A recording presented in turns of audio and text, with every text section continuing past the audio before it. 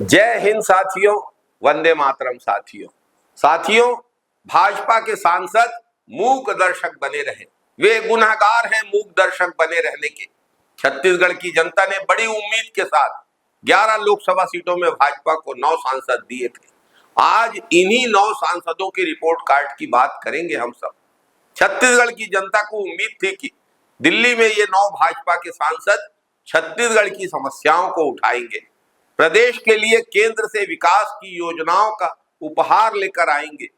लेकिन छत्तीसगढ़ की जनता को, हम सबको क्या मिला? लगातार ट्रेनें रद्द हो रही हैं, ट्रेनों में भीड़ बढ़ रही है, जनरल बोगी की संख्या लगातार कम की जा रही है, पैसेंजर मेल एक्सप्रेस गाड़ियों को रोक के अदानी की मालगाड़ियां पार कराई जा रही हैं।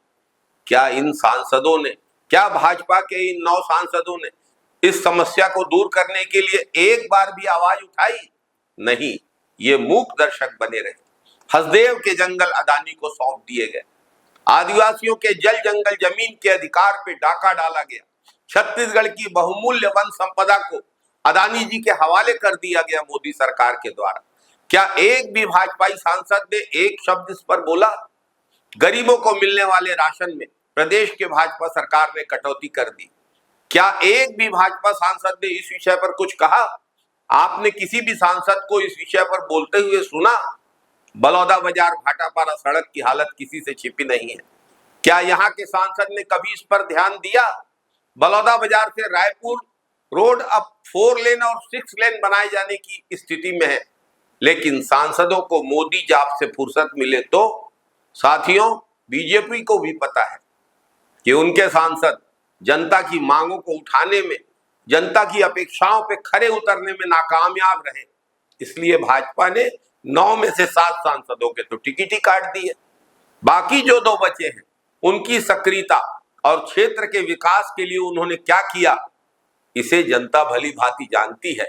इन सांसदों को तो कई जगह गांव में घुसने से प्रतिबंधित कर दिया गया है।